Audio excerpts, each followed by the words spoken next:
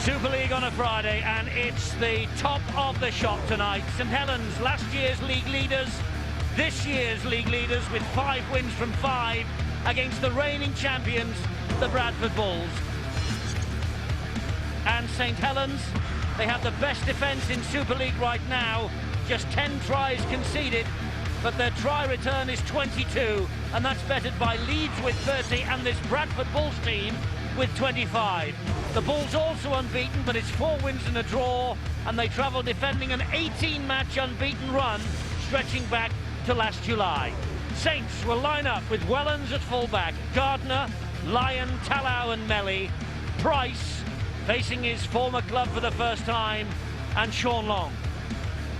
The forwards, Anderson, Cunningham, Kalis, Gilmore, Sculthorpe, who captains them from the second row, and Hooper. And on the bench, Wilkin, Roby, Graham and Farsavalu. The coach is Daniel Anderson. Bradford Bulls welcome back Michael Withers. Then they go by Harris, Harpy and Vinacolo. Yistin Harris is the captain and Paul Deacon the scrum half. Up front it's Fielden, Henderson, Lynch, McKenna, Johnson and Langley. And on the bench here, Vanganar, Jean, Carl Price and Adam Watini, who makes his Super League debut tonight for coach Brian Noble. So Yistin Harris, who was our guest on Boots and All on Wednesday, out he comes. Their last defeat was on the 10th of July, 34-44 at Wakefield, and that run of 18 games unbeaten includes 2 victories here. September in Super League's weekly rounds and in October in the playoffs. And with the Saints, Bradford Bulls have been the stars of the summer era.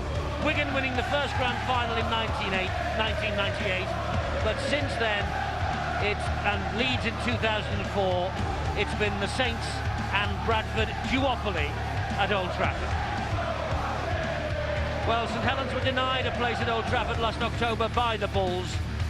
Bradford won here 23-18, and the Saints then became the first team to have topped the table not to make it to Old Trafford. So if they need any incentive to improve this year, that is it. And this match tonight does represent their biggest challenge so far.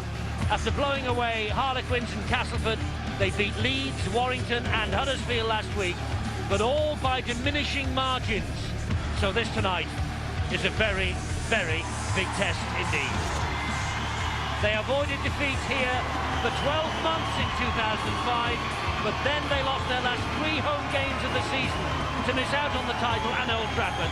And it was the first time in 26 years that these supporters had seen them lose 3 in a row at home. All that's history now. It's all about the present. It's all about 2006. Ashley Klein is the referee in charge, the referee of the year in 2005. And Steve-O, it's one of those nights, this, that just sets the pulse racing.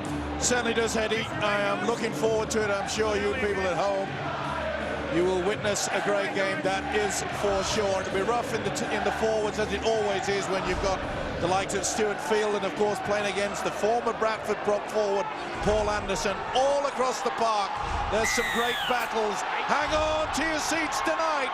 Here we go. Long's kick-off into the arms of Withers. And Bradford drive the ball forward in the shape of Andy Lynch, who plays the ball to Withers. And this now is Jamie Langley, second tackle of the match. Ian Henderson. And he gets the ball away to Chris McKenna, who is halted on his own 40-metre line. Henderson scoots from dummy half. It's Lynch again to try and get the ball to halfway, which he does just about on tackle number 4. Here is Henderson. And he goes in centre field to find Deacon. Deacon, under pressure from Hooper, got the kick away, turns Wellens around, and Wellens will start the first St Helens attack of the night. Great kick and chase there, but pretty good defence as well by St Helens. It had to be. Interesting to note how Bradford, they're coming down on their left-hand side. They're trying to pick out a little halfback, Sean Long, who he puts himself on the right-hand side in defence for St Helens. Brian Noble, the Bradford coach, has not had the best weeks of preparation for this because of the awful weather. They didn't get out onto a proper field until midweek, and despite that, he says their preparation has gone according to plan. He says they're ready for the challenge at Nosey Road tonight. Well, it has to be. Not many people, not many teams are successful here. And that's a poor kick right down the throat of Marcus Bai. They've got to improve in that department. It's one thing that Daniel Anderson has not been happy with, and that is the short kicking game from Saints. Eddie, you've got three options when you play against the Bulls. You've got to kick it either to a winger or a fullback, and I guess when you look at Vinocola and Withers, Saints have come up with the option they're going to kick to Marcus Bai. He does come up with more mistakes than the other two names I've just mentioned, but if he gets the ball in hand, boy, he's difficult to stop. Paul Johnson was the man who played the ball. Here is Andy Lynch, gets Bradford over the halfway line again. And Kalis is there, so too is Hooper. The ball, though, is stolen by Hooper. I think there was a hand in there, says referee Ashley Klein. Well, you can see quite clearly that Hooper had the intention of making sure that Lynch was going to lose that ball. And for an experienced player as old as Jason Hooper, that is a silly penalty. Though I must say, Andy Lynch has played so well this year. He looks to me, Phil Clark, as though he wants the GB jumper. Well, perhaps he's forcing Stuart Fielden to play even better, isn't he? He's perhaps been at times the standout prop. Here, first opportunity now for the Bulls to score. Eddie, we've said it before, when they get close to opponent's line, they are the best team in Super League at converting into points. Well, they're very close here because they're just 12 metres away, and it's Deacon attacking the line. He finds Andy Lynch, the man, of course, who missed out on grand final glory with the Bulls last year. He was replaced by Adrian Morley, and that's probably incentive enough as far as he is concerned to improve this year.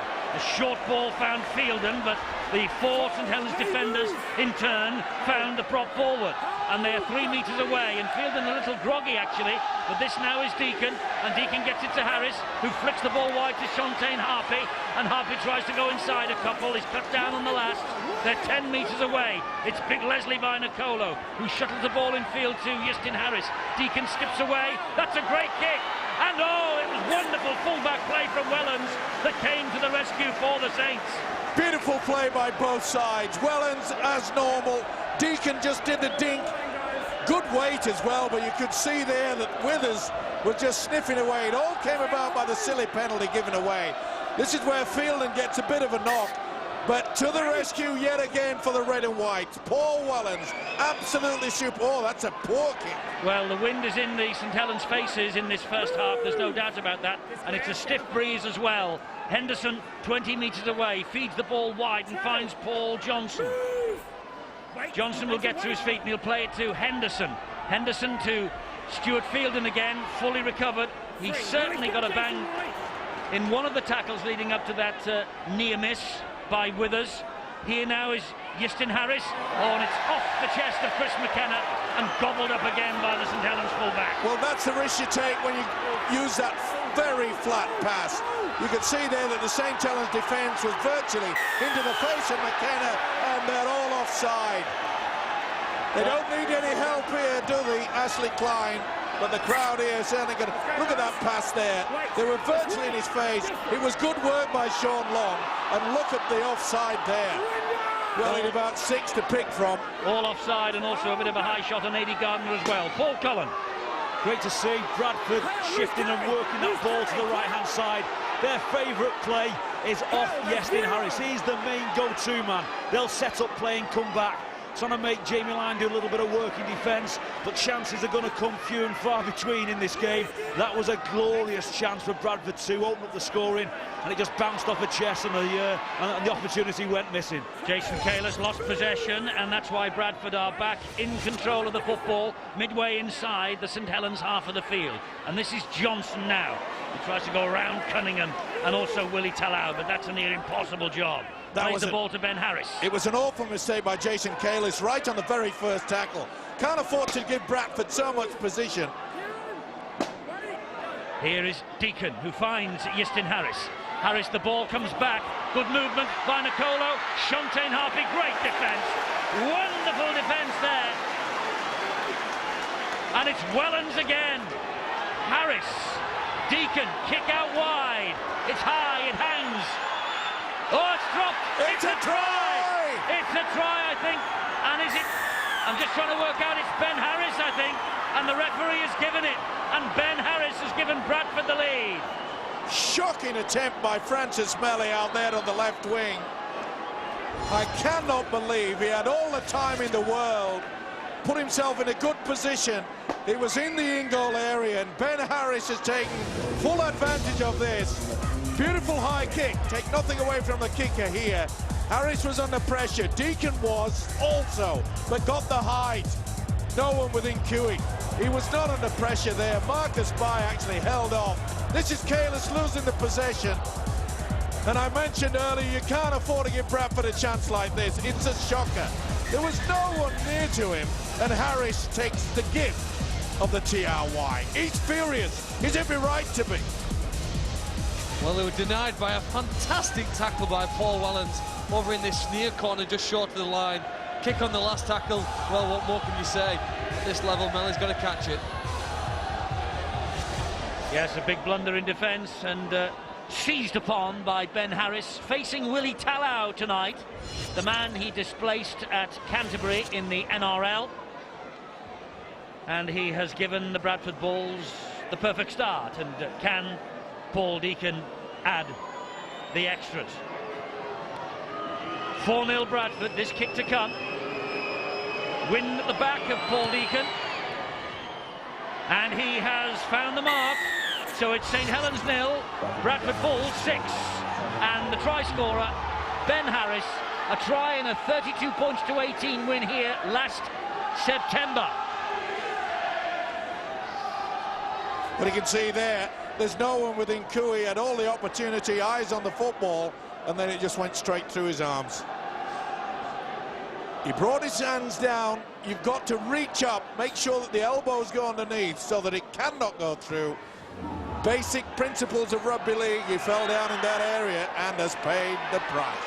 Kick off straight into the arms of Leslie Vinacolo. Just wondering, Paul, whether you think perhaps this wind that Bradford have got at their backs, did that play any part in that kick hanging and dropping a bit awkwardly for Melly? Well, it's a possibility, Ed, but there's great pressure from St Helens. Hooper, as always, flies out the line, puts pressure on the first passer and the kicker. But it may be, Ed, even a little bit too easy then for Francis Melly. He had all the time in the world, no real pressure, simply took his eye off it and come up with a major mistake. And of course, had he collected the ball cleanly, he would have diffused the bomb in the in-goal area and all that would have gone. It's another penalty to Bradford. And Jamie Lyon protests to the referee, Ashley Klein. Well, they've been rocking, aren't they, the St Helens? And it looks to me as though McKenna has that reefed away. No doubt about it. You can see the right arm spinning away. Quite obvious to everybody, apart from the home crowd here. Well, exactly. Salford are giving Leeds a battle. By the looks of things, 0-0. Here it's 6-0 to the Bulls. It's the top four, of course, who are all in action tonight.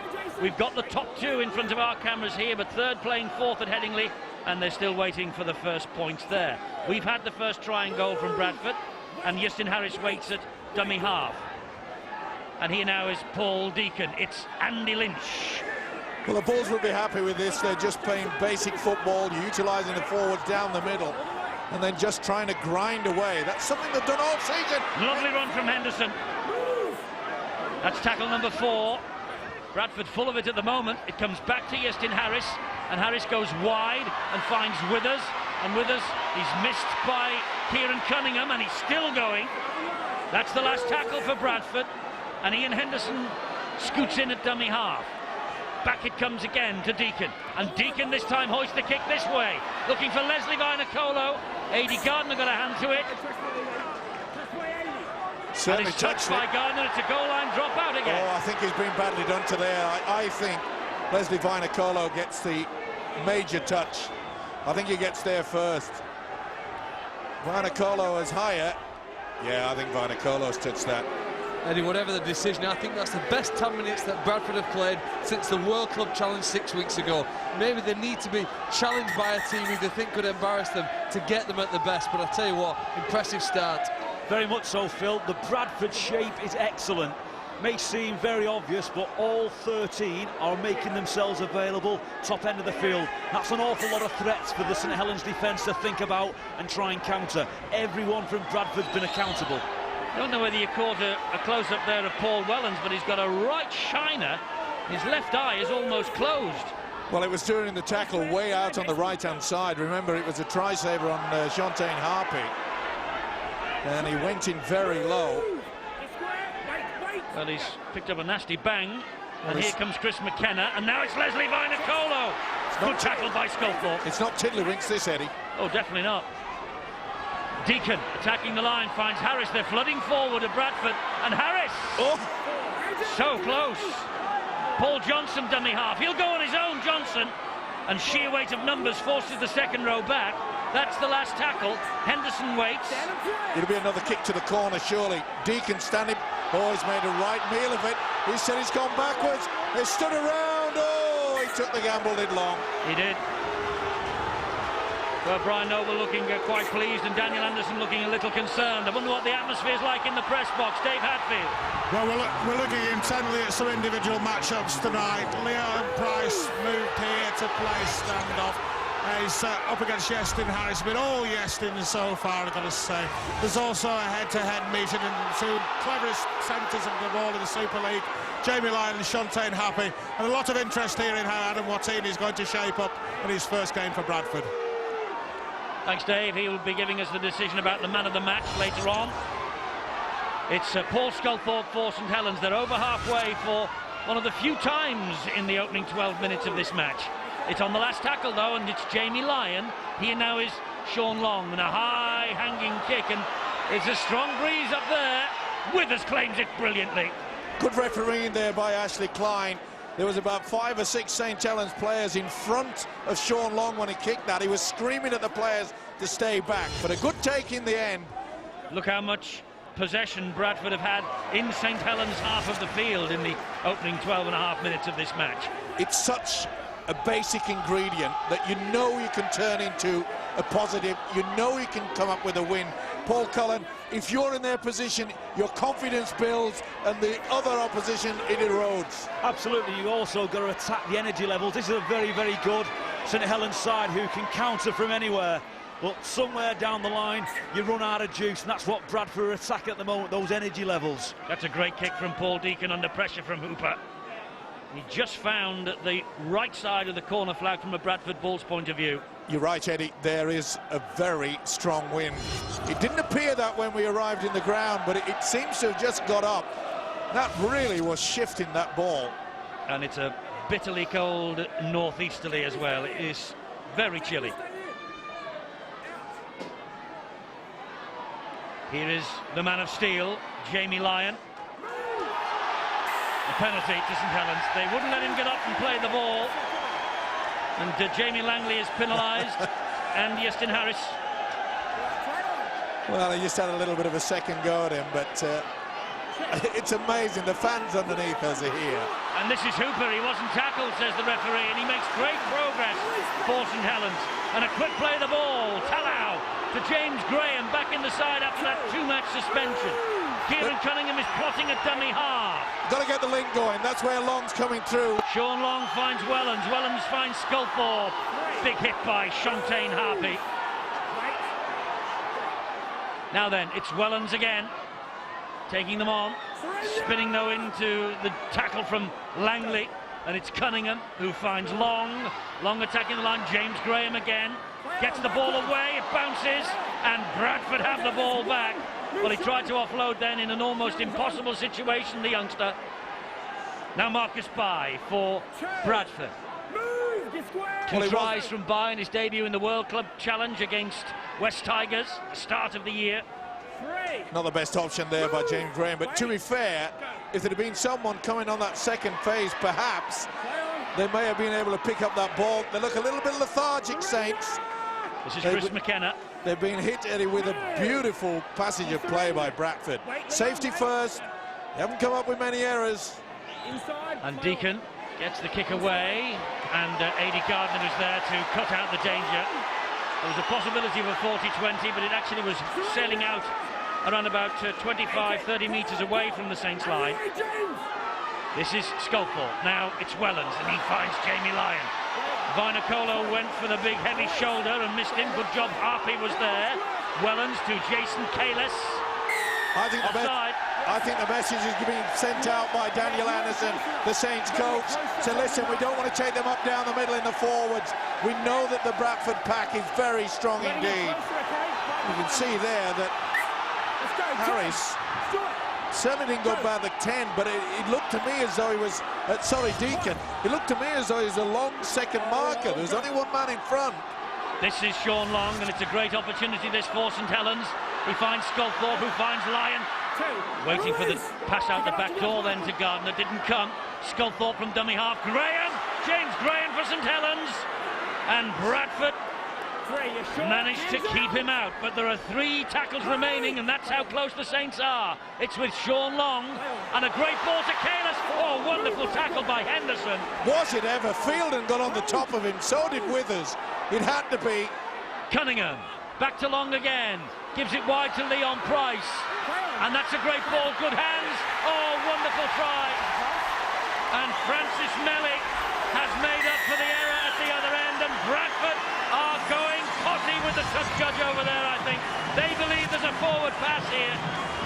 Michael Withers leads the dispute with the touch judge, while Francis Melly celebrates the try.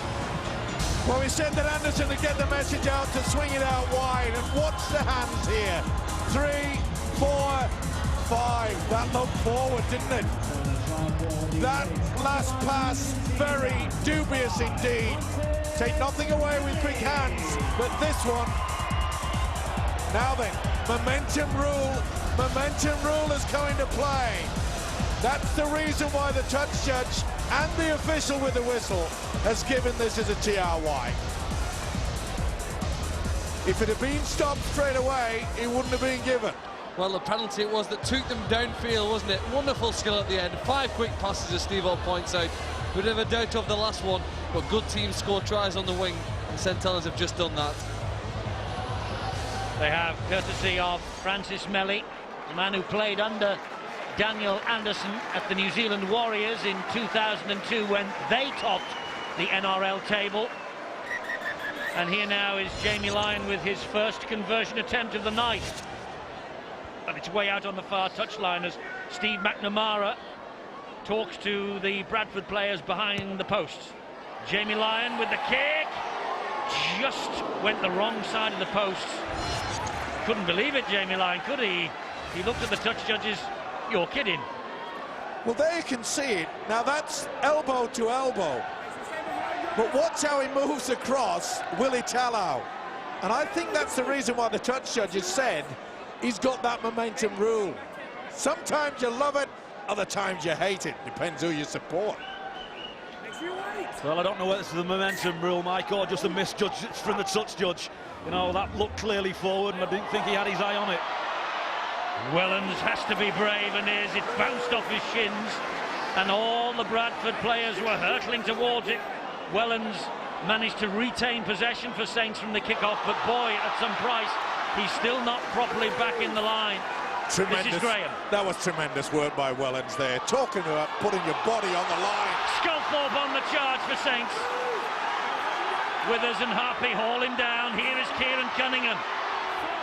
Good tackle by Harpy again. First time we've seen a run from the hooker. It's with Sean Long. Now Leon Price. Ooh, that looked a bit dodgy as well. It delayed that, did Leon.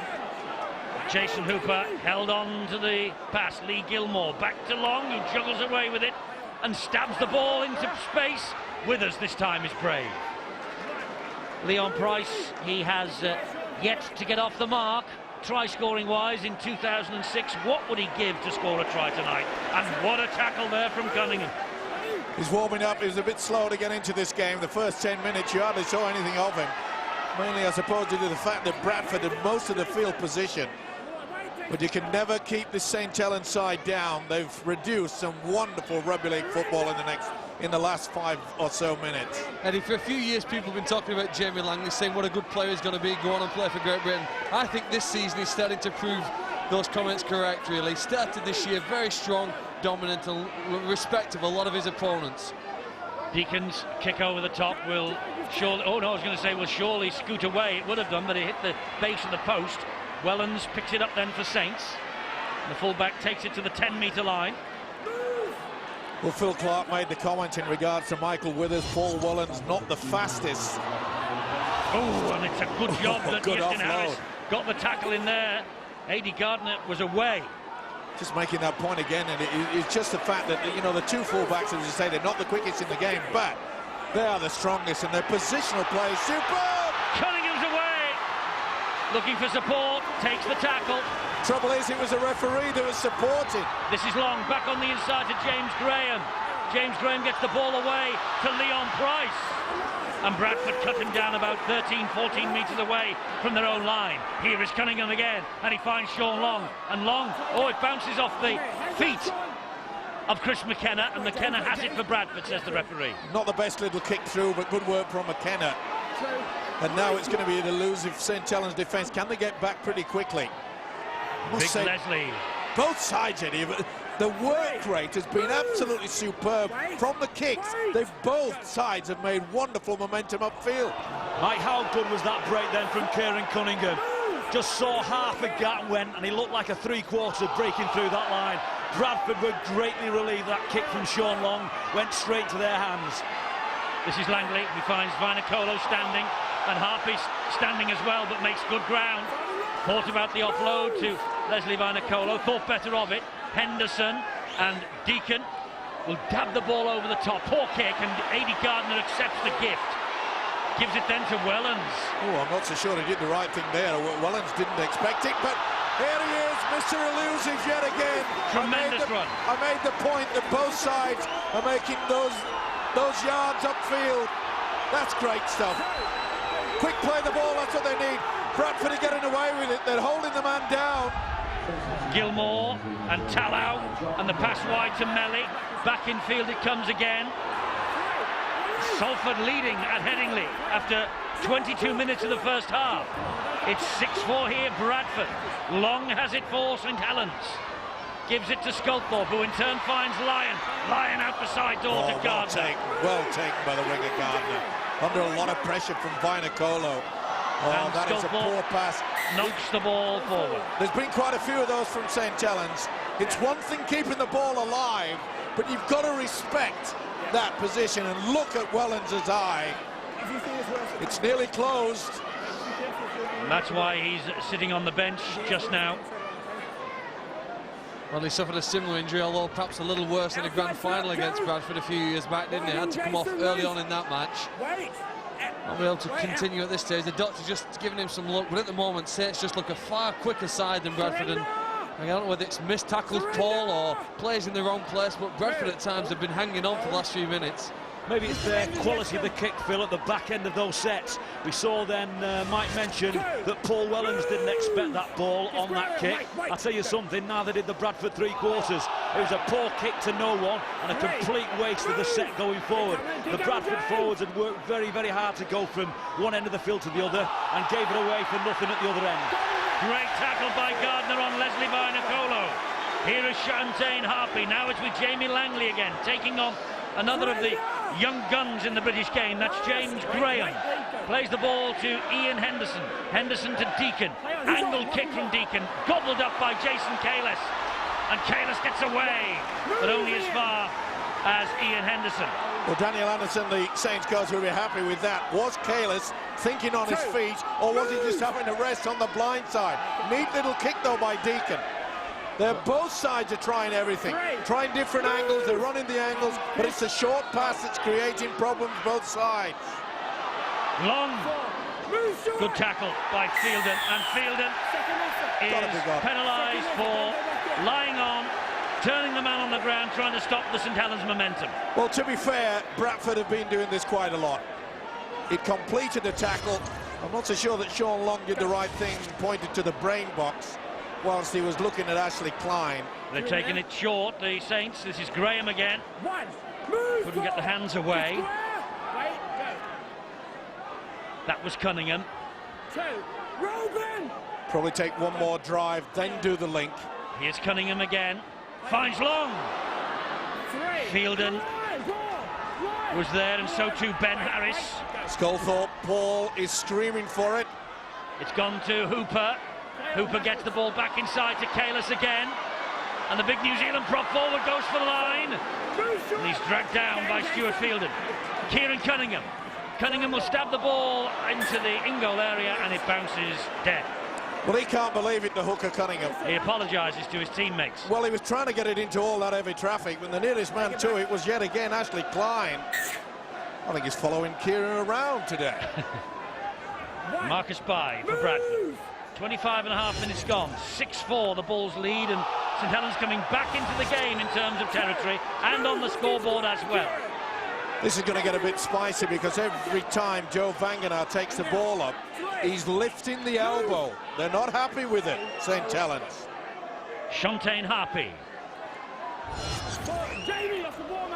And Carl Price comes on. He will be facing his brother in the Super League tonight for the first time.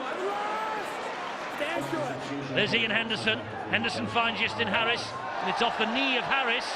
And there is big Carl Price. It's a knock on. The referee says it wasn't a kick, so it's the turnover. Well, there was no advantage to St Helens, that's the reason why. Did well there. Price put his money on the line. I know he's just moved to fullback, Leon Price, and that perhaps maybe explains, but I've never seen him quieter this season in the 26 minutes. Playing against his former club, whether it's a conscious effort to just try and wait for his chances, but really has been quiet here by his own standards this season. Just looking at the quality of the work at the top end of the field, very, very important when you have sides like St Helens and Bradford who can go forward. Bradford on their power game, St Helens with that pace around the ruck, the offloading collision. When they get to the top end of the field, the kicking game from both sides tonight has been very, very poor. That's why it's been not going to make the play. This is Maury Fastavallou. He nearly lost the ball, and Bradford nearly lost him a couple of times. Great run, fantastic run. And Saints have got the penalty for a head high. He allowed the advantage. Good refereeing by Klein. He knew he was offside, and he knew it was a high shot. And fair credit, Fastavallou. He said, I'm going on with this. Well, he was one of the best last week at Huddersfield in a tough game. Came on with that determined and dynamic approach and really made a difference in the game at the Galfam Stadium, and wants to do that again here now. St Helens 5-2 in the penalty count. This is Jamie Lyon. Here is Fastavallou again. And this time Bradford muscle up in numbers and bring him down. But they're right underneath the sticks. Cunningham special on his own. No, he thought about it, gave it to Long. It's opened up for Long, though, and Sean Long is over for the St Helens try. Sean Long for St Helens. He missed the game at Huddersfield last week, injured against Wigan at the back end of last year. Boy, how did St Helens, and who knows, Great Britain miss him in the Tri-Nations and the playoffs. But he has come up with the try that gives the Saints a 2-point advantage with the kick to come. This was a run, and then they got the penalty from Fastavallou. But watch out Cunningham when he runs on the angle, and so does Long. Excellent stuff. A lot of the Bradford players were looking at the fact that Sculthorpe had come as a dummy runner. There you see them, they're all in place, but he takes full advantage. Well, through the penalty again. You see on that last tackle, kick to touch, 2 to the post, gives them an option either to the left or the right. They come to the right, and with players running in motion, too many decoys for Bradford to handle, and the pace with which St Helens have on the middle of the field, just a difference between these two teams at the moment, Eddie. Well, he got 180 points last year, Sean Long, and he has won grand finals against Bradford, a goal that was crucial in 1999, the drop goal in 2002, but now the goal-kicking responsibilities here are in the hands of Jamie Lyon, and that's the reason why it's St Helens 10, Bradford Bulls 6. Great work. Cunningham run the angle. Can you see how the dummy runner was utilised? Paul Sculthorpe went through, took out 2 defenders. It left the gap. It won't take long for Long to get the TRY. Let's go down to Bill on the sideline. Injury news. Eddie, all sorts of problems. There's Paul Wellens, who's got that eye injury. In fact, he's also got more problems for the Bulls, because they have lost Paul Johnson, and it looks like Iestyn Harris in quick succession. That out on the fall from Paul Deacon. Johnson is on the sidelines with a thigh injury. Now Harris has just come off holding, or rather his left arm hanging loose. Now whether he's picked up a knock as well, I'll try and find out, but certainly just at the moment, there he is. Well, it's the right arm actually. Wouldn't have made a good doctor, but the problems just at the moment are mounting for the Bulls. And Iestyn Harris has not missed a game for Bradford since he returned from rugby union, but he is missing at the moment, and Bradford conceding penalties, and every time they've conceded a penalty, it seems to me St Helens have come up with a try. Well, you take your opportunities, no doubt about it. Henderson came in under the flop. Split second, doesn't matter, and well, it's hard times for Brian Noble. They're giving away silly penalties. They're allowing St Helens to get in that attacking red zone. And it's 7-2, the penalty count in St Helens' favour. Here is Murray Fasavalou. That's the second tackle. Referee shouting for movement from the Bradford defenders all the time. Cunningham attacking the line. Big hit by Vanganar, but he still gets the ball away to Long, who finds Wilkin, and Wilkin goes back up the middle. Now Will Saint choose that dummy runner yet again. It was effective when Long scored that second try for Saints. Here's Leon Price. Leon Price, he's in. Has he got it down? That's what the referee will ask the video referee, Steve Presley, to check. But has Leon Price opened his account in 2006 against the side that sold him during the winter? No doubt in my mind. But he's short there. Momentum will do it. And again, Bradford, if he's moving all the time, he's okay. That's fine. There's no second movement as far as I'm concerned. This will be given. And Bradford have paid that penalty for giving away yet another penalty. 3 tries, 3 penalties. If Steve Presley agrees, and he does, it's a sweet moment for Leon Price. He never started at standoff for the Bulls last year, yet to score this season until that moment. And Leon Price has stretched the St Helens lead, and there's a little mini crisis for Bradford. Players off the field injured, and they are now behind on the scoreboard. Well, they were caught on that blind side. See how they jumped up very quickly indeed, and he took full advantage.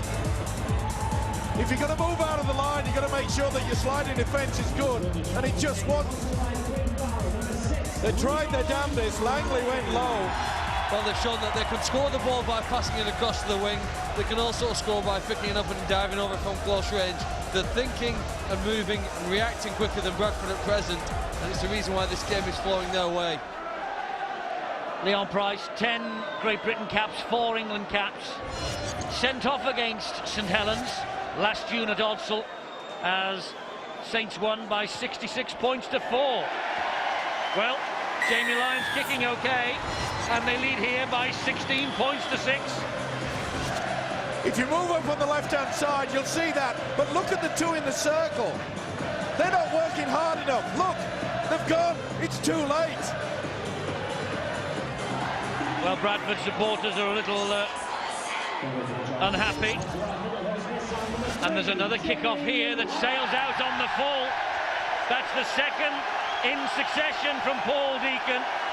We've mentioned this strong wind that is at the Bradford backs, and Deacon hasn't quite got the measure of it yet. Well, that is unbelievable. 2 in a row. For 15 minutes, there was only one side in it, and that was the Bulls. Total control, and they have allowed St Helens to get back in Paul Cullen through those silly penalties, holding down. You can't afford them. You're right, Mike, on the back of what has been a very poor kicking game from Bradford, top end of the field. They failed to turn St Helens round, failed to keep him in goal sufficiently. More penalties now being given away from the Bulls. You have to do some work against St Helens at the top end of the field. Poor kicking game, and then panic in defence. But surely, Paul, that's about 5 on the trot. This referee's got to say, hey, bring your captain. Next one, get in the bin. Even more problem for the Bulls. Well, but 2 of those penalties, Steve, were for the technical offence, and that is kicking out on the full. So it might be not as bad as you're making out. No, there's been 5 laying on penalties in additional to that. Here is Sean Long. Flick ball to Kieran Cunningham. Saints looking full of it at the moment. It's with Sculthorpe, it's with Jamie Lyon. Now it's Aidy Gardner. Good job that Carl Price was there. And Lyon at dummy half. Finds Wilkin. Finds Long. Long flicks the ball infield to Mauri Fasavalu. He's coming of age, this fellow, isn't he? Unbelievable running. So upper body strength. So Cunningham. Cunningham shrugs one challenge off, gets the ball to Fasavalu, and they had to work overtime to pull him down again. Cunningham, a metre short. A special no, Long dabs to the in-goal area, and it beats everybody. Marcus Bai took the gamble then. Certainly did. Came up trumps. He was cool, Eddie, wasn't he? Great little kick from Long. Oh, he played it too, Marcus, but it didn't hit him. Didn't get a foot to it. I think he just realised at the last moment. It's vital now, and this guy slowly but surely is coming back into the game, Sean Long. It really is a point now where Bradford realise they've got to make sure that Saints don't score again. They've got to try to go in at half-time with a little bit of confidence. You know, when we've had Paul Cousins, I guess before we spoke about this, the speed of the line that St Helens move up there, look, immediately it's hard work for Carl Price to make any ground and get over the advantage line, because how quickly and how hard Saints work to close down their opponents. Can't really believe that some St Helens supporters don't like the way Saints are playing this season, can you? Well, they said they haven't been scoring enough tries. They're third on the try-scoring chart after 5 rounds. You know, what a big difference. Pressure by Hooper on Deacon. The referee says play on, and here's Price. This is Leon Price running from deep. It was a late challenge here by Hooper. Top shot has gone on. Well, that's a really late one. I think you might complain about the player telling him his job. I think that the touch judge has been told by the 4th official somehow. Excuse me. Back away, no. Paul, back away. It's Jason Hooper. Definitely out late. Jason Hooper looks like he's going to spend 10 minutes in the sin bin. But why didn't he run on straight away? Would have been late challenge. I think he was committed. Committed to what, Mike? Knocking the man over after he's kicked the ball. Yeah, but I think he's launched himself already. It's only a split second, and that's in slow motion. Mike, if you want to challenge for the ball, then you go with your arms up and you look to make contact with the ball. Jason Hooper doesn't. He looks to hit the kicker after he's gone. Tell you what, Paul Deacon is brave, isn't he? Remember what happened to him in the Tri-Nations. And also, think what happened to Adrian Morley in Australia just last weekend. Not as similar as that, but it was an innocuous-looking challenge from Morley. He's got a 2-match ban. We've now got Hooper in the sin bin for St Helens. Here is Stanley Jean, who floats the ball up to McKenna. They've got to try something different now, Bradford. They've got to get on that scoreboard. It's Stanley Jean. It's Paul Deacon. And this is Shontaine Harpy. Harpy with wonderful strength. Fantastic strength from Shontaine Harpy. And it seems every time Ashley Klein blows for a penalty tonight, the opposition team who get the penalty come up with a try. When you talk about courage, the man who you say got flattened by Hooper, right, was unbelievable in setting up that try. The inside pass, and he was running on the angle, and Harpy, this is it, okay? Now, a lot of players in other sports that have been rolling around as though they've been shot by 13 elephant guns, and look how he's involved in the inside pass. That is great rugby league football. It is pretty to watch. It's been a great game. Don't miss the second half. There's more to come. Wonderful stuff. Shontaine Harpy with the try. His 80th appearance this for the Bulls. Well, the ball comes across, Eddie. They fake as though they're going to go wide to the left wing, and then the angle run by Harpy in these conditions with his pace and strength. Too much for Saints to stop. And as that happens, Deacon, recovering from the challenge, puts the kick over. 2 more points to the Bradford Bulls. Yes, just confirmation of that. Here is Deacon, just getting himself sorted for the kick, and adds the extras for Bradford. It's 16 points to 12, and what a second half we have got in prospect here. Bradford rocking a bit, players off injured. Paul Welland's off with a black eye for St Helens, a black eye at least. Now down to 12 men. Hooper in the sin bin. Well, they're down to 12 men, perhaps because they've got a problem with the way they challenge kickers. They've already had a man suspended for 2 matches this season, James Graham on a Rob Burrow challenge. I know there were incidents in the match when they played at Warrington, and again here, they seem to continue with that strategy of hitting the kicker after he's kicked the ball. I completely agree with you, Mike, at one point that Hooper was committed to that. Yeah. You're absolutely right, but he was committed to making contact with the man after the ball has gone. If you want to hit the ball, you go with your arms out and look to charge it down. He doesn't do that. This is Adam Wattini for Bradford, who is on and making his debut in the Super League. Helped Castleford to get promotion last year, and then came to Bradford to further his career at Odsal. And there is Deacon again, and the kick will turn Leon Price around, and Price will have to run it back, and does so as far as Stanley G. Tremendous try that, you know, by Harpy, created by Deacon. And this is one thing that Bradford really needed. They were losing control, they were giving away silly penalties, and there was a lot of talking amongst themselves, not trying to lift themselves, but arguing with each other. They will go in a lot more confident now. Only 4 points away. What a game. Well, only 4 points away at the moment, but there's still 30 seconds to go, and you know what St Helens can do in half a minute of any match. Here is Cunningham, and here he goes. He's going to offload, he does to Long. Long gives it width and finds Sculthorpe. Sculthorpe has got a hand in the face of Carl Price, but has to take the tackle in the end. 15 seconds remaining in this first half, and it's with Sean Long, who just drills the ball into touch. He will settle for 16-12 here, and just at half-time at Headingley, Salford ahead by 4 points to 0. Hooper in the bin here. It's half-time. It's half-time at Knowsley Road, and St Helens lead by 16 points to 12, but they have a man in the sin bin. It was going swimmingly for Brian Noble and Bradford. They led 6-0, and that lead lasted till the 18th minute. Then 3 penalties resulted in 3 tries for the Saints. Leon Price off the mark against his former club. It's 16-12 to the league leaders.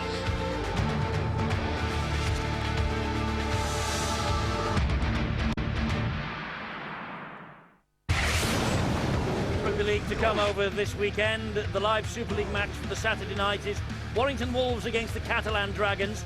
It's a 5:45 start on Sky Sports 1. We'll see Catalan away from home for the first time here on Sky Sports. And the NRL continues. It's the second weekend. North Queensland Cowboys taking on Manly Sea Eagles in the morning live at 10:30 on Sky Sports Extra.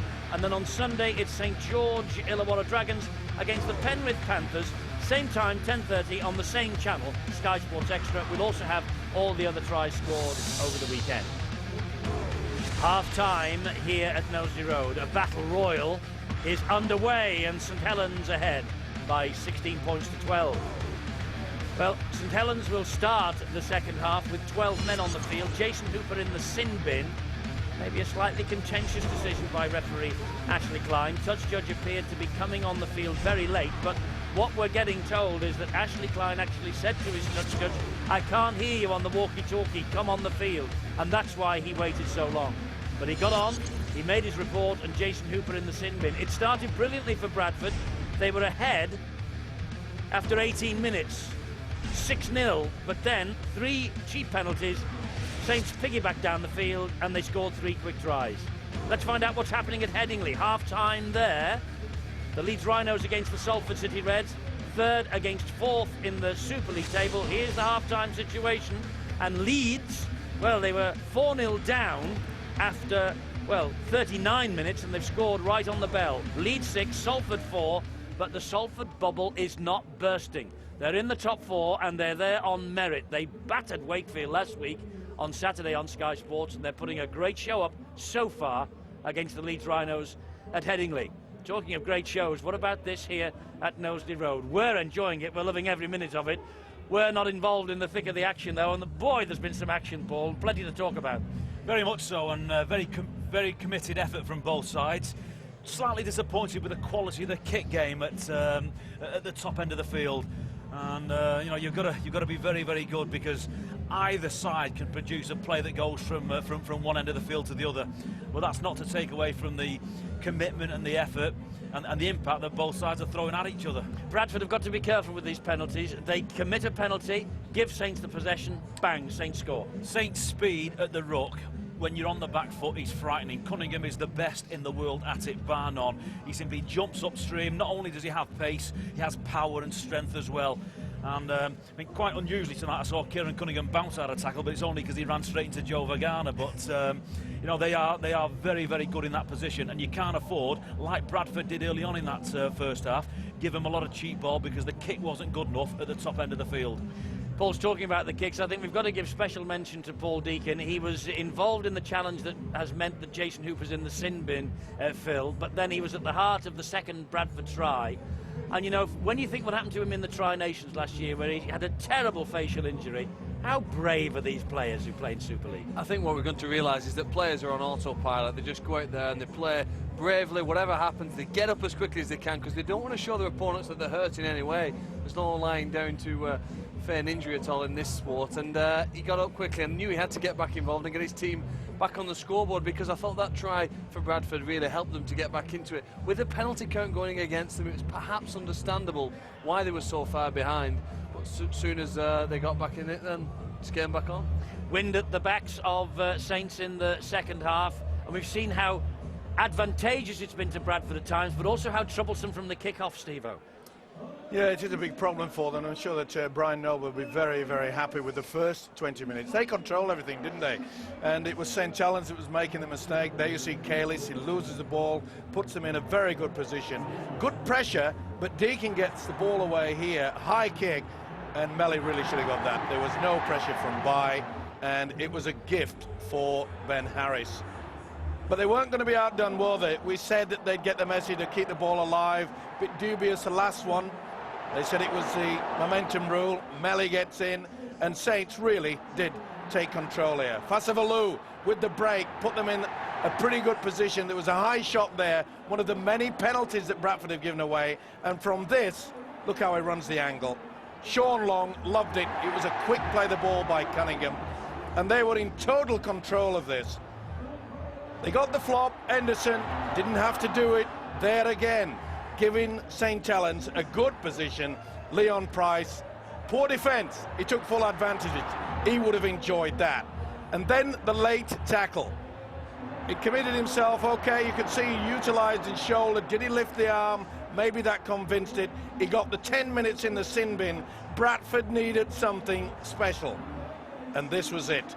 Deacon, the man involved, got knocked down, inside pass, and Harpy in for a tremendous try. A tremendous 40 minutes. If we get anything like that in the second stanza, we are in for a great treat. Little wonder that people are saying that these are the two best teams in Super League. I can't doubt them. Look at the table, nobody can. They're first and second in the table. St. Helens 100%. Bradford just behind them, unbeaten as well. Something's got to give tonight. Wonder if someone will come up with a man of the match performance to win the Gillette Sports Pack in the second half. We shall see.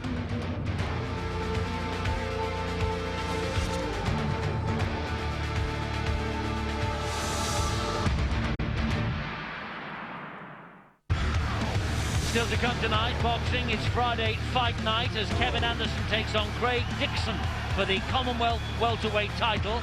It's at 10 o'clock here on Sky Sports 1. Players have emerged for the start of the second half. St. Helens ahead by 16 points to 12. Now, Brian Noble, the Bradford coach, he's got a 4-1 winning ratio in the coaching battle with his opposite number, Daniel Anderson. He won 2 of the 3 in Super League last year, and he beat Daniel Anderson's New Zealand twice in the Tri-Series of 2004.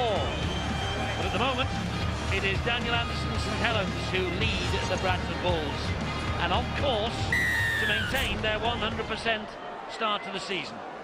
Deacon restarts, the ball bounces a little untidily in front of Leon Price, and he gives it to Mauri Pasavalu. Be interesting to see whether St. Helens utilise this strong wind, which is to their advantage in this second half. See whether they'll go early. I must say, Steve-O, as James Graham gets to his feet, he was brought on very early by Daniel Anderson, and he certainly has jogged the St Helens along a bit, hasn't he? Well, he's a hard worker, and Anderson realises that he wants someone out there to roll up his sleeves and get to it. Look, I mean, look, he's a big boy. Look at the arms, fireman's arms, butcher's arms. They're big and they're strong. Mistake, though, by St Helens as they were trying to get the ball away from their own line. It's with Bradford now, and this is Deacon. A looping pass finds Stanley Jean, and he gives it to Chris McKenna, and McKenna was looking to offload as well. Stanley claps his hands behind the play the ball, said, let's get on with it. He then finds Michael Withers, and Withers takes tackle number 4 for Bradford. They're 15 metres away from the line. Jean again, stepping, gets as far as Cunningham, and he's a strong man, is Stanley Jean, the Papua New Guinea international. This is the last tackle. Ian Henderson, he finds Deacon, and Deacon will hoist the kick. He's looking for the big men out there. Oh, that could have gone anywhere there. Jamie Lyon just said, oh, it's popped up to me. Thank you very much indeed. It's on the last. Bring him out on the 10. Looked a bit confused there. Perhaps he thought the referee had got it wrong. He hadn't. Got it right. Little turnover then, and St Helens will try and work the ball downfield. Let's go down to the side. Bill is with one of the outstanding Bradford youngsters missing tonight. It's Matt Cook. Matt, given the way things went off the rails during that first half, to be only 4 points adrift isn't bad from the Bulls' point of view. No, it's looking really good for us. I mean, we did well to hang on towards the end of that first half and get back into control like we did in the first 10 minutes. We were looking good in the first 10 minutes, and we just got to try and get that control back again. With Jono going off and stuff, you know, we've had quite a few subs and they've got settled in now, and just got to go strong again and get going again. That's the worry. You've got Yestin Harris and Paul Johnson, as you say, sitting just behind us. It'll be interesting to see whether they can come back. Yeah, I mean, not too sure about Jono at the moment, but Yestin looks fine. I think, you know, he'll be ready to roll on just to get the legs of it relaxed and get some energy back. Thanks, Matt. This is a glorious opportunity for St Helens. It was a high kick from Sean Long. It was spilt by Leslie Binacolo, and you can't give St Helens territory like that. This is Maori Fasavalou. 5 metres away from the line here with Jamie Lyon. Back he comes to Long again, and Long, the poor ball. It bounced right in front of Lee Gilmore, but it's collected by Willie Talau. But they've lost a little momentum there, and it's Francis Melly at dummy half. And Melly, oh, he's a strong boy. Important tackle. Here's Talau, finds Long, he'll come back this way. Wilkin spins away from 1, spins away from 2. Maori Fasavalou. Fasavalou taking them on his own. Last tackle from Bradford. Cunningham waits at dummy half. Cunningham finds Sculthorpe. Sculthorpe unloads to Sean Long, still on the last. Long looks to hoist the kick and does. Another tester for Leslie. He's missed it. He has missed it, and it's a try, is it? I think it is. I think this is going to be a try for St Helens. He's knocked it straight into his arm. Is it A.D. Gardner? Is it Jamie Lyon's got the football? Jamie Lyon scored. Gardner's gone up to it, and I think he's missed it. It comes off Carl Price, and Carl Price has said, we'll give you an Easter present well before we get to the festivities. Well, you can't penalise Gardner, can you? He's clearly challenging for the ball there. Yeah, and he's looking at the ball, and that always makes sure the officials say he was trying to get to it. And you're convinced that he doesn't touch the ball, Steve-O, here? I think he misses it. That's what they're looking for now. They'll slow it down. He misses it. Or does it went backwards anyway? Does it veer away? That's what they'll look for. Why on earth Carl Price didn't snap that up quick enough? It's easy to say it, isn't it? Dropped straight into Gardner's arms on the deck. Gardner said this is the easiest 4 points I will ever score, and I think this is going to be given. They'll look to see, is it TRY? I think it is. Steve Presley says it is, and that's a soft try that Bradford have conceded. And A.D. Gardner tries in 4 of the first 5 rounds of Super League, and that's try number 5. And Bradford are not happy that they've conceded such a soft 4 points. Well, it's amazing, isn't it? The first try that came to Bradford in that first half was a gift to Ben Harris. After it was that the winger Malley made a real meal of it. It's exactly the same corner, only on this occasion. Well, I can't believe that. Not the best attempt. by Vainikolo. Remember, he lost possession a bit earlier. It's a gift. Again, the fifth tackle try. They've worked their way upfield. Look at that. The length of the field in such quick time for St Helens, and they've punished their opponents with an accurate kick in the corner. Yet again, Gardner gets his reward for getting up and challenging for the ball, getting on top of Vainikolo. And well, he might have been lying down on the job, but it paid off this time. And Lyon has added the extras for St Helens, and the gift gives them a 10-point advantage right at the start of this second half. You're absolutely right, Phil. That's all credit to Aidy Gardner. He got off the floor, he challenged, he made the most of that. We've seen wingers put the ball down tonight a number of times from bombs. Francis Melly, Leslie Vainikolo, even the best in the world can do it. If you get off the floor and challenge, you've got a better chance. It's amazing though, isn't it, Paul, that, you know, the tactics, they tried to keep it away from Vainikolo in that first half, which they did. Now they've pinpointed him as perhaps a weakness, and it's paid off. Well, it's about the quality of the kick game and the pressure put on at the top end of the field. We've seen some poor plays, to be fair, from both sides early in the first half. You put the ball up in these conditions, it's cold, it moves, the hands are not quite where they used to be in Summer and Super League, and the ball hits the floor. Those who put the more pressure on, those who get the most bodies in the frame, Leon Price, he's got Long in support, and Long goes over under the... Oh! Now he lost it. He lost control of that. And Bradford asked the referee to go to the video referee. He dived before the line. I can't believe it. What on earth is he doing? He's lost it. That is no try. Why dive in front of the line? There is no one there. Hello? Is anybody listening? Obviously not. That is the biggest boo-boo I've seen for many a year. Why dive a yard from the line? Oh, dearie me. If I was a school teacher, I'd be looking for the cane. Well, he'd be locked up. I wouldn't say I'd use it. No try. Knock on by Sean Long. Wait! Ian! Well, Phil, you often say things like that deserve tries. Well, I think it's evidence, though, of Saints' ability to put a back-to-back try against one of the best teams in this country throughout the current World Cup champions. Fourth tackle from scoring, they can go the length of the field and do it again.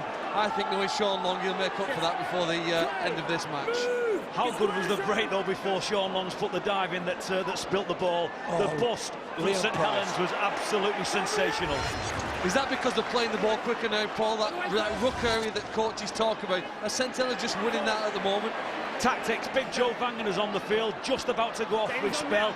Joe does get a little bit tired at the back end of his sets, and Saints picked it and exploited it. Let's go down to the sideline, Bills, with more injury news. Yeah, this could take the shine off St Helens' win if it goes on to be a win, because Paul Wellens is not going to reappear tonight after that eye injury. The cheekbone or whatever it is going to need an examination, and he will need an x-ray. He'll have to see a specialist early next week, apparently, and the concern is that there could be a cheekbone injury again for Paul Wellens. Well, that's terrible news for St Helens.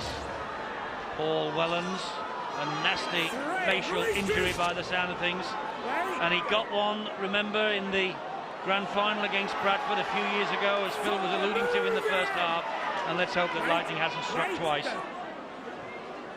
Here is Gilmore for St Helens, and another break, almost a very important tackle that was by Shontaine Harpy. This is Sculthorpe, finds Long's crossfield kick bounces in all sorts of problems. Picked up by Marcus Pye. He gets away from Hooper. He can't get away from John Wilkin. Good work by Hooper and Wilkin there, but a neat little kick into open space. That's so important. You know when your defence is solid. OK, they'll be a little bit irritated, coach and the team, at the way that Sean Long just dived because he wanted to get 6.4 marks on his mark for diving. It was ridiculous. And they can't afford now. If Bradford get a break, they could go on with this. Things like that turn the game. This is, what a hit. What a hit by Francis Melly on Michael Withers. And he still hasn't finished with him. Stanley Jean. Back it goes to Deacon. Deacon up the middle, but this is going to be easy for Leon Price. This is what he can do so dangerously. He can run from deep. Release him! He is a dangerous player, that is for sure. And I must say that in the second half, he's dug deep. He's gone looking for the football as well. Salford ahead by 8 points to 6, 10 minutes into the second half, and the City Reds have missed 2 conversions in that match. This is Anderson. Saints have made 2 significant changes in the last couple of minutes. James Roby's come on at hooker, freshen them up and speed around the ruck, and Paul Anderson's come on for a bit of impact. This is Roby looping past to Sculthorpe. It was a great ball, and that finds Lyon, and Lyon has skipped through a few, and Lyon is brilliant. And a good job that Fielden got to it. This is Sean Long, and Long over the top, and he gets the ball. That could be a try for Gardner. I don't think so. And he's gone into touch. This could be head and feed. No, he hasn't. He hasn't gone into touch. Shantaine Harpy had his feet in the air and somehow stayed in the field of play. But what about... No, he was just short. It's a great decision by touch judge and referee. It was a great kick into the corner there. But there was real problems for Bradford. When they made that break, when Jamie Lyon went through, someone took him away. There it is. There's not much in it. Half an inch perhaps. I wonder whether that actually was on the line, but the referee and touch judge were absolutely convinced.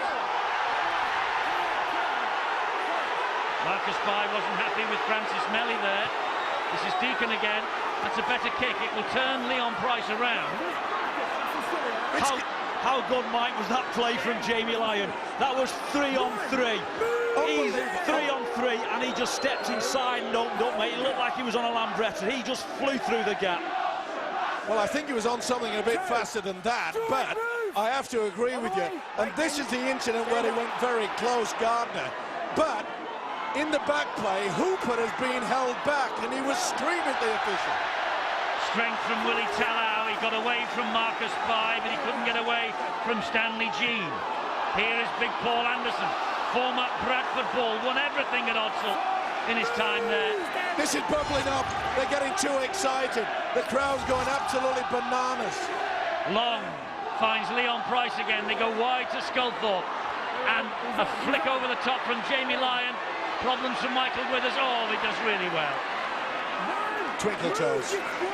Talk about experience. Good position. He knew when to just step off the foot. Oh, great to watch. And Leslie Vinocola gives it to Jamie Langley. Helens winning on all the major stats, and where it matters on the scoreboard. The biggest problem, if you look at the missed tackles from Bradford, they're well into double figures. And it's where they've been playing on the field rather than the stats that are important. And as this game wears on, the fact that Bradford are inside their own quarter on the 5th tackle is the major problem. Not the tackles they're missing, it's where they're playing this game on the field. Saints receiving possession now on the 1st tackle inside the Bradford half. And it's time inside your opponent's half that usually goes on to determine the winner of a match. Francis Melly was cool as a cucumber then. The ball was spinning around on the deck, and he decided he wouldn't be tempted, wouldn't perhaps put in a little knock on. He'd allow the ball to run over the sideline and take the scrum. I can't believe you've come out with something like that. We've all got gloves on, scarves on, cool as a cucumber. It's freezing out there. Of course it's cool as a cucumber. People normally wear their scarves around their necks. All right, I forgot. Mr. Stevenson has forgotten his hat, so I've got old Mother Hubbard alongside me tonight. Leave me alone, okay? He's not well. The boy is not well. This is Leon Price. The ball, leave it out, will you? Wait, Jamie, wait. Look at the state of him. That's what I've got to work with, ladies and gentlemen. If it was good enough for Mother Hubbard, it's all right by me. She had a cupboard. This is Roby. It's important now that the Bulls really try to get their defence, because you feel that if Saints score here, it could be the ball game. High kick from Long, and Marcus Bai takes it and does well to stay the right side of the goal line. Michael Withers. Not only did he take it, Eddie, as soon as he got it, he went to ground and went underneath the would-be tacklers, so that there was no chance to drag him back in the in-goal area. It's a real struggle for Bradford to get out of their own 20-metre zone, isn't it? Watch him, down. Get down as quick as you can. That's good. Here's Andy Lynch. Great defence from St Helens. They move up so quickly out wide. They force him in the central channel. Look at it there. It's virtually nearly one-out football. That's a bad mistake. Melvin, was that a knock-on from Long? It's the sheer pressure. No, first knock-on, he says. Yeah. That was the first. Stanley Jean, the best pass. Brian Noble will be furious with that. He knows that they've got to get into a good position. You notice a former St Helens legend sitting alongside Brian Noble, of course, Phil Vivers, who illuminated affairs here at Nosey Road for many a day. Very much in the opposition camp tonight, though, as Francis Melly takes it on again for St Helens, gets the ball away to John Wilkin. This is a big advantage, you know, Phil Clark, over Bradford, is at St Helens. Their bench is very, very strong. Well, they are making a difference, Andy. Here's Roby, just going to try and dive on that. Just seem quicker, don't they, around this middle area, and that's maybe the worrying part for Bradford. They're bigger guys. Are they quick enough for the footwork that Saints can put on them? The offloads as well have troubled Bradford. And I guess they'll be desperate to clamp that ball on their opponent. This is Roby, comes back to Sean Long, and Long tries to skip his way to the line, make up for that error when he dived a yard in front of the try line, lost the ball over the line, no try. Roby, and Roby back, it comes to Leon Price, taken low down by Ian Henderson. Last tackle here for Saints. This is Gilmore, here is Long, and Long will dab the kick towards those posts, just too deep. I think he was aiming for the post. I'm convinced he was. Without a doubt, they take a lot of time at training to do that. Remember, the padding is square, so it's a pretty large target. Now then, can the balls get into a very good position? It's not going to be easy. We mentioned earlier the fact that this St Helens defence coming very quickly from out wide. So often it's been the attacking flair of Saints that makes the headlines. This year, it's this defence. And also the fact that for the majority, St Helens are winning collision in defence. Bradford aren't getting that quick but play the ball in, and Bradford have looked to shift the ball across field from a very slow start, and Saints keep pushing up on it. This is Andy Lynch. They're in St Helens territory for the first time in a while with Stanley Jean and an invitation for Marcus Bai to chase. And Melly, well, he wasn't taking any risks before, and he's not. Well, hang on, he's given Saints a penalty. Said Marcus Bai offside in front of the kicker, not allowing him 10 metres, and that's a massive let-off. That is a major point of the game now. As you approach the hour mark, can't quite see in that shot. The touch judge and referee think that he was in front of Stanley Jean when he kicked the ball. There can't have been much in it, Phil, and either way, that is a real let-off for St Helens. It's been a long time since Bradford have bossed the issue in the attacking zone. Interesting to see that Brian Noble is giving the responsibility of taking the kicking game to Stanley Jean. Something he's not noted for. 10-8 at Leeds, coming up to the hour mark there. Only 2 tries apiece. It's goal kicking that so far is winning it for the Rhinos, but aren't Salford doing well this year? Oh, hang on, here's a 40-20. Here's a 40-20 from Long, and that could change the course of this game. We posed the question, didn't we, before the kick-off? Would it be St Helens utilising this very strong wind at their backs? And the answer and confirmation is yes. It's a wonderful rule.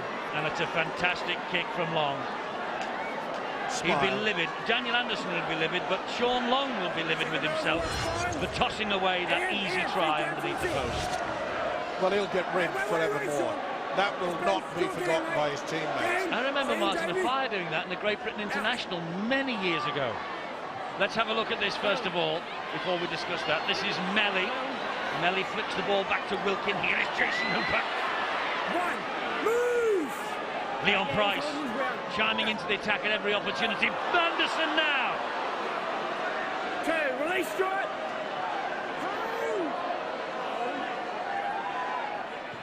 Still Saints. Long gets away. Changes the direction of the attack. It's a big test of this Bradford defence. Will they build for the 1 point? Cunningham looking for 4 and gets it. Never mind the 1, Eddie. He's got the 4. Kieran Cunningham, a Cunningham special. His 41st consecutive appearance. He last missed a match against the Bradford Bulls way back in September 2004. And as a result of the 40-20 from Long, he could just have sealed this match for the league leaders. And that is why it is such a great rule. Put them in a position. Sean Long says, come on, let's just pile it out. And the man that knows the way to the line so easy. That was poor defence. Poor first and second markers, and in fact, it was virtually non-existent. They weren't aware, but Cunningham was. Yes! How many times have we seen it from this guy?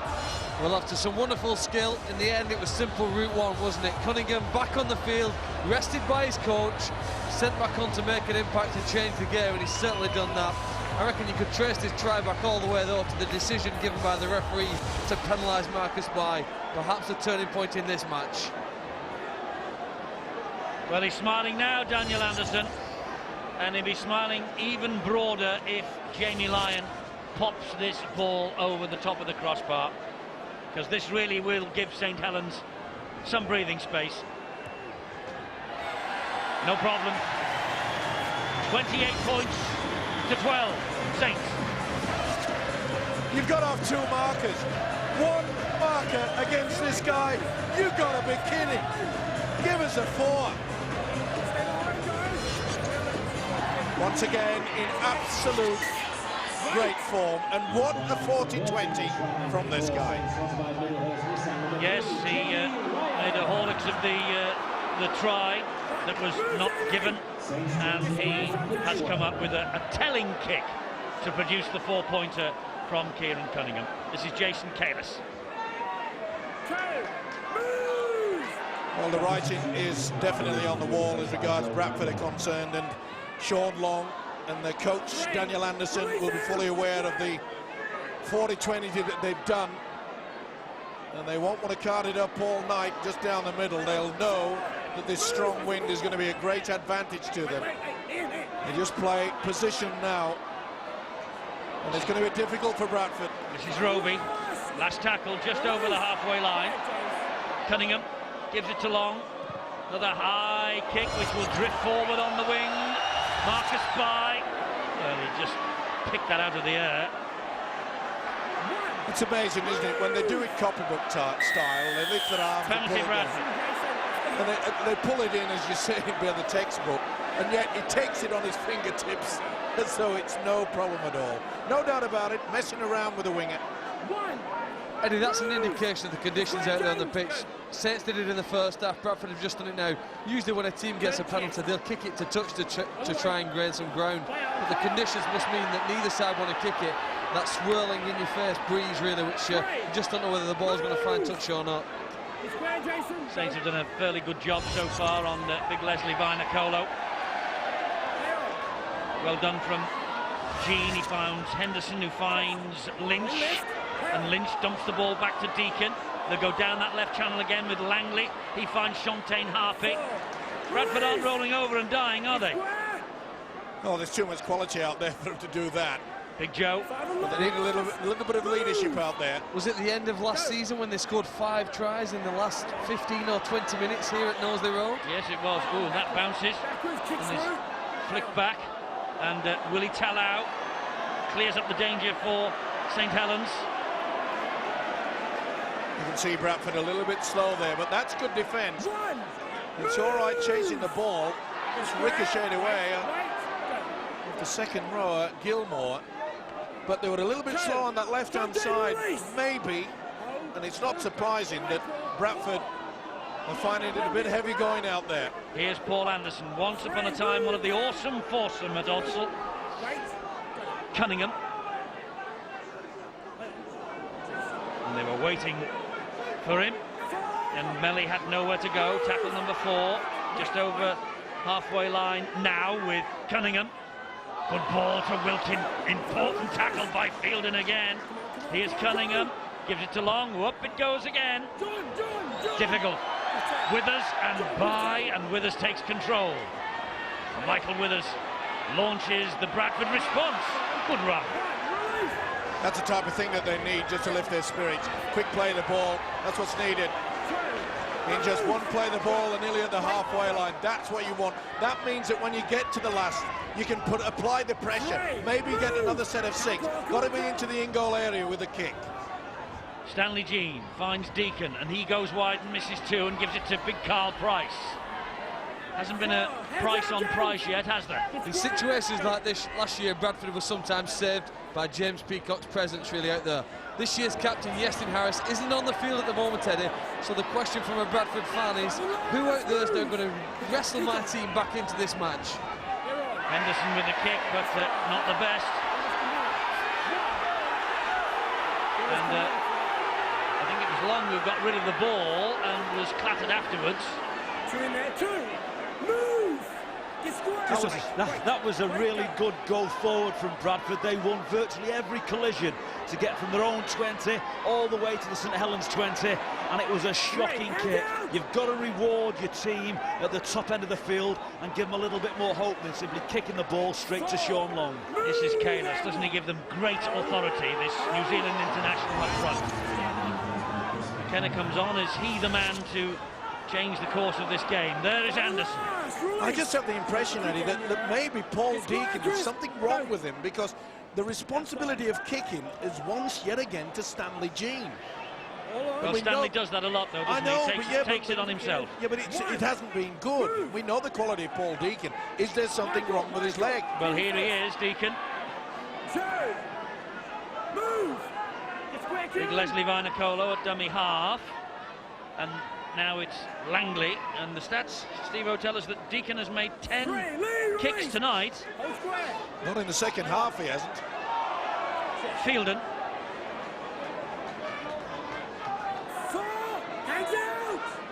The 40-metre line. He will play the ball just over it to Stanley Jean.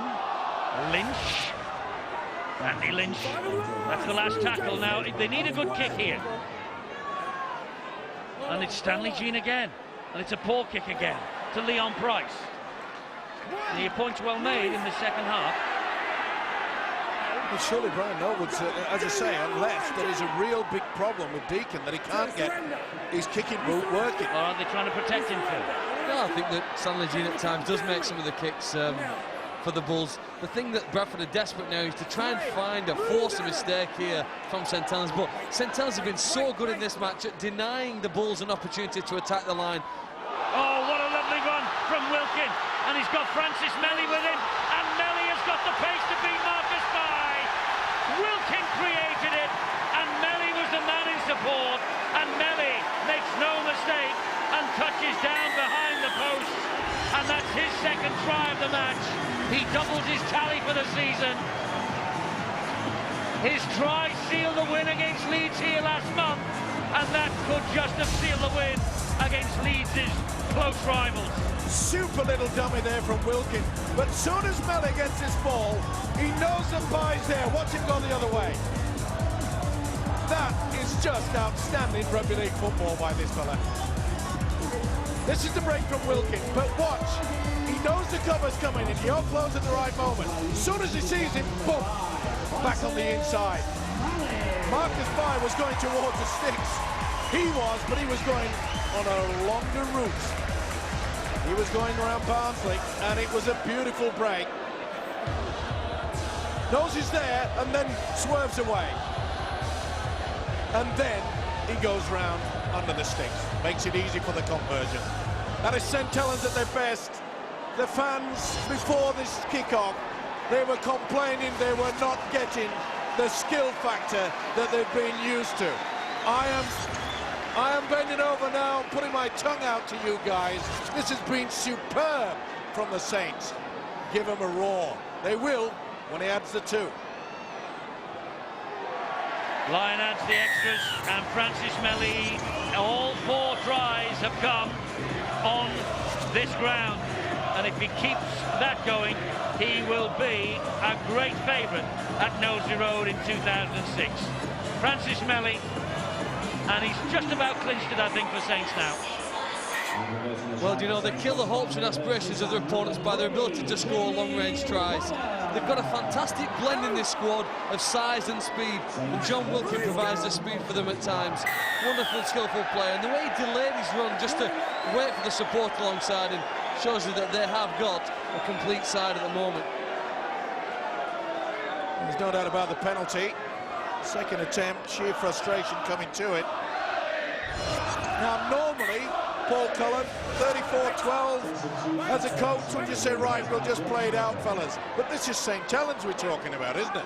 Saints is going to keep pushing hard at Bradford. They are missing Yestin Harris to the point where it's not funny. At the top end of the field, when it really matters, you've got to get some decent kicks in or some plays that you're going to score off. They are simply turning the ball over far too easily to a St. Helens side that the moment you give them the ball, the moment you give them a weak tackle like we've just seen from Stanley Jean and Carl Price, you give them a hole, they're going to pile through it. That should have been a penalty. They nearly lifted him, didn't they? This is Jamie Lyon. They've got the penalty now because Kieran Cunningham noticed that Stanley Jean was just loitering with intent, and he forced him to tackle him. He sure was. You know, I would hate to play poker against Kieran Cunningham. He's a crafty, wily old little fella.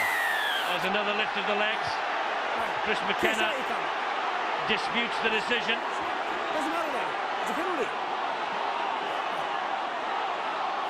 Well, the rules are quite clear. Him into a dangerous position in his They go above horizontal, and it's a penalty. Not only that, you can't put your arm on the inside leg. Simple. Sean Long has just tried to kid the Bradford defence. He pointed at the post and he said, "I'm not taking a kick at goal, sir." Leeds stretched the lead at Headingley. This is Sculthorpe. Plays the ball. Cunningham scooted in. He wants another. He gets the ball away to Gardner. Gardner just held up short. Lyon. Back it comes to Sculthorpe. Here is Long again.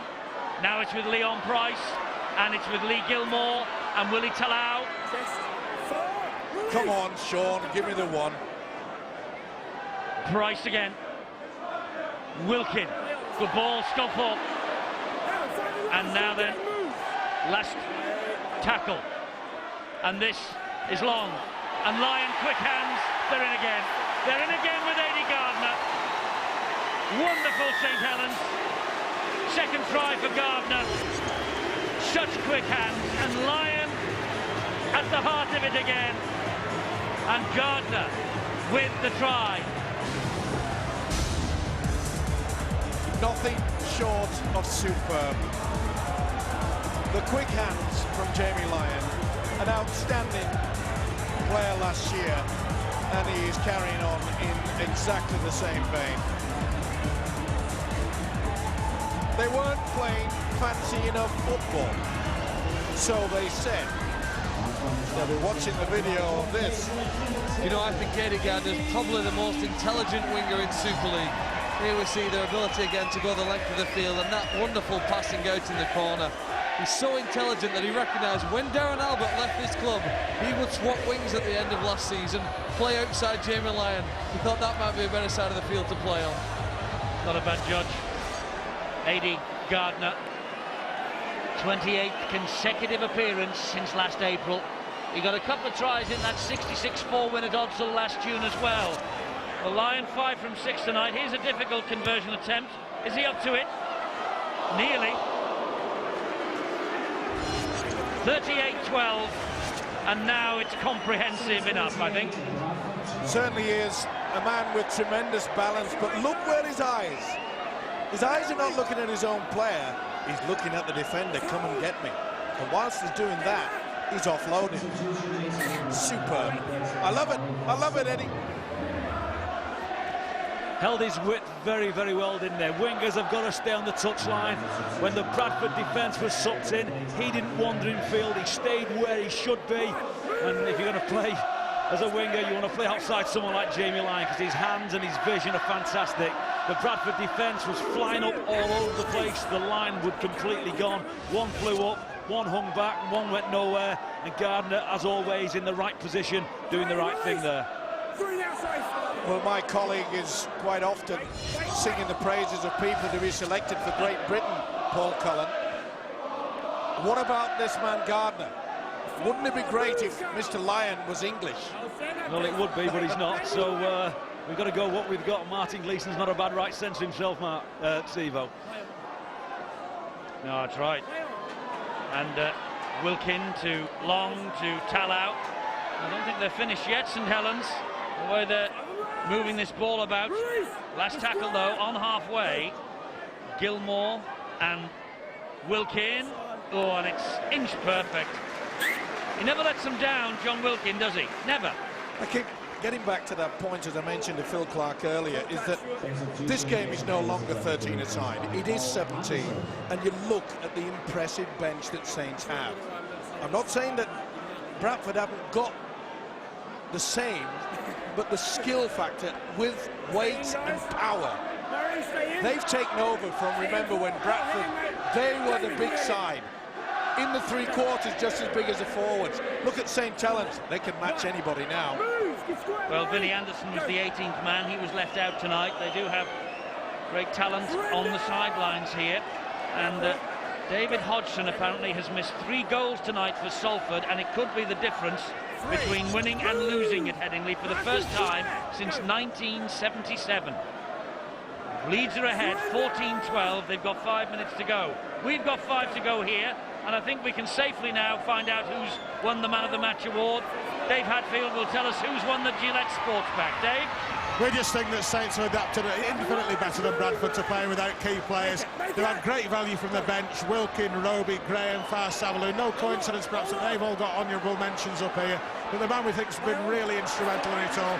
He's been inspirational, instrumental in so much that they've done. We think he's had his best game of the season so far. And man of the match tonight, Kieran Cunningham.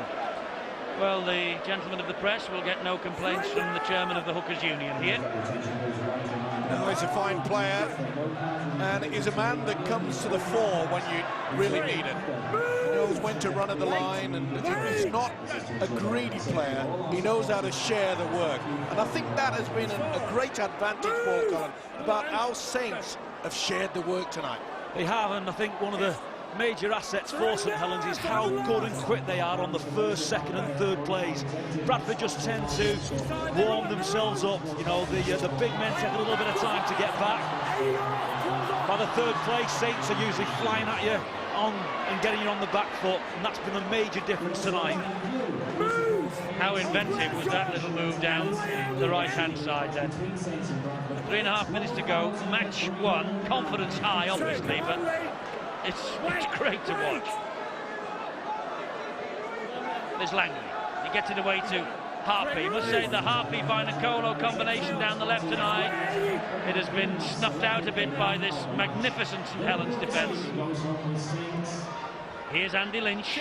And also put that down to a lot of good defence, not only by Jamie Lyon, but by Sean Long, who works in defence out on that right-hand side. Oh, brilliantly held there by Stanley Jean. He got it away to Stuart Fielden, who plays the ball to Stanley. Infield it comes to Leon Price. Carl Price, I beg your pardon. Oh, and he just pushed his brother out of the road. And he's got the penalty because the St Helens man was offside, and Leon Price is playing heck with the referee because Carl, his younger but bigger brother, has just nearly pushed him into the terracing behind the post.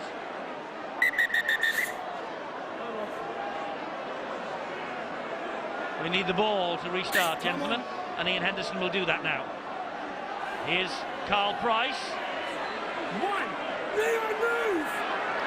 I think he just gave his brother a little bit of a workout. He did, and not only that, he just gave him a little knee then as well. Well, he should go to the sin bin. Simple as that. Professional foul, 2 minutes and out. He swung his arm first. That was where Leon was pushed by Carl. Yeah, here's the tackle. Watch him come here, give him a facial, and then I'll just put my knees in. This is Leslie Vinacolo. St Helens desperate for them not to score. 2 minutes to go. Leslie, I wonder if they swap Christmas cards, those two. Wait, go. Or presents. Lynch. Oh, great defence. Managed to get the ball away somehow, smuggled it away to Henderson. Henderson gets the penalty. They get another penalty. Surely Henderson was stood in front when that ball was squeezed out. Either way, the game is won. We know that. Yeah, I haven't said he can go yet. Go. But they'll scrap, will I didn't Saints. say he could go. This is Stanley Jean, and here is Stuart Fielden. Bump, down he goes. Man of the match tackle. Stanley Jean. This is Andy Lynch. Still Andy Lynch. Bradford looking to end with a flourish, but St Helens determined to keep them out. Release ball. Go. Oh, knock on. Wilkin was hunting the interception, nearly came off. Well, with just over a minute remaining, and you look at the scoreline 38-12, Brian Noble fully aware that this is not going to be 2 points for the table. The first loss of the season. They had the draw against the Harlequins. And Daniel Anderson must feel extremely happy because he has silenced a few of his critics tonight. Big Carl Price, wide it goes to Harpy, Vinacolo, and Harpy in the corner for Bradford. Yep, this will be given. Second try for Harpy. Late consolation for Bradford. And I said that the combination hadn't worked tonight, it just has.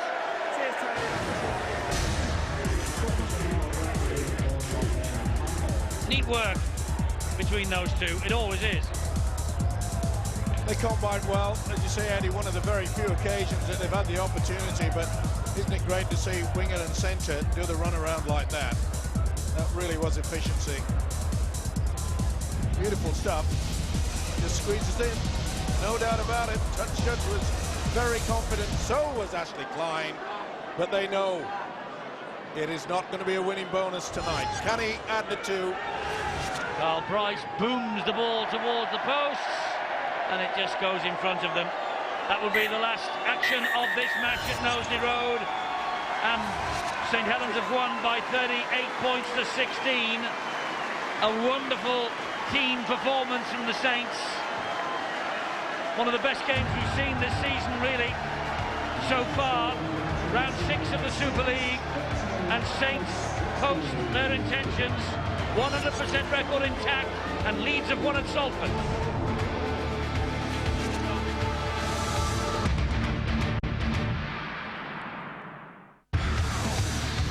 Well, a magnificent win for St Helens, 38 points to 16. All right, Shontaine Harpy's try in the last minute just took the shine off it a bit, but Kieran Cunningham is the man of the match. We're going to hear from him and his coach, Daniel Anderson.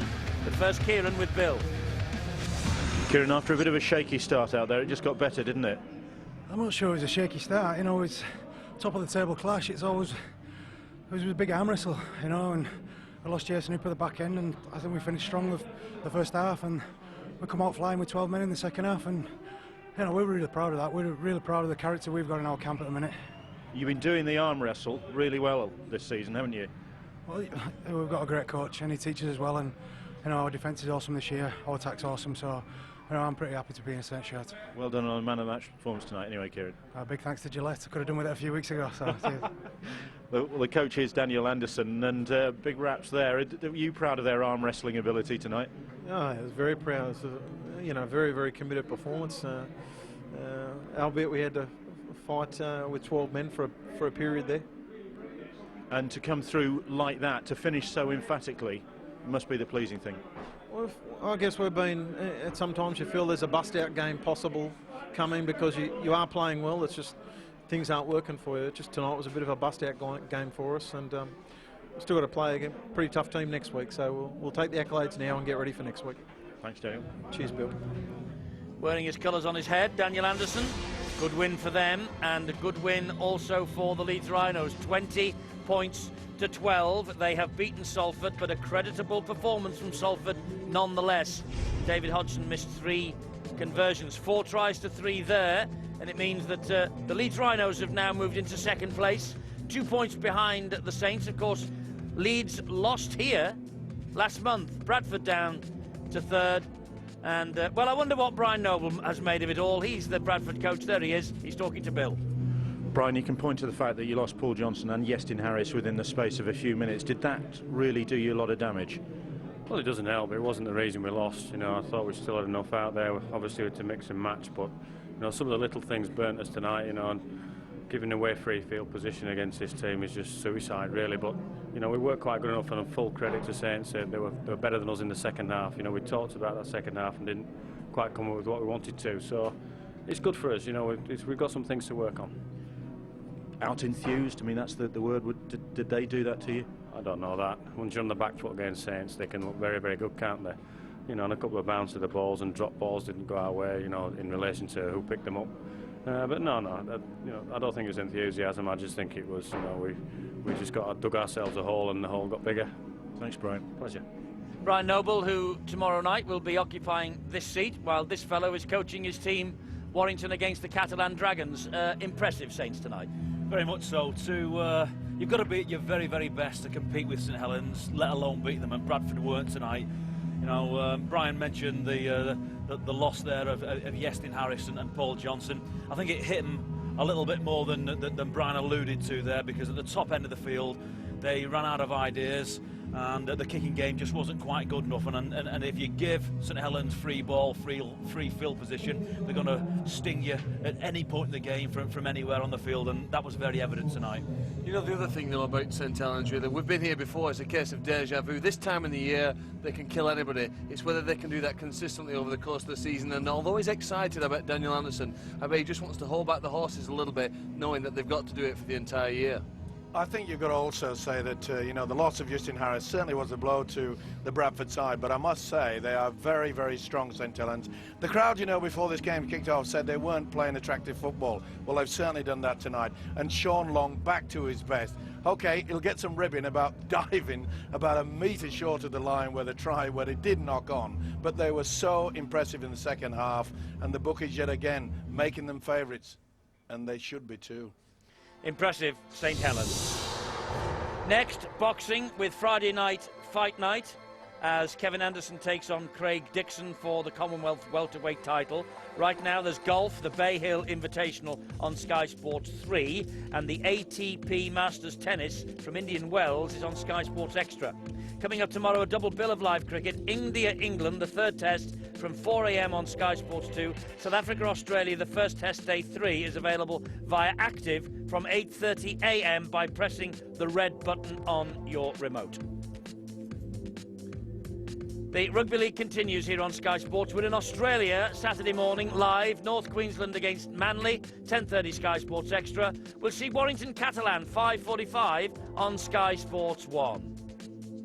That's where Paul Cullen will be tomorrow. That's where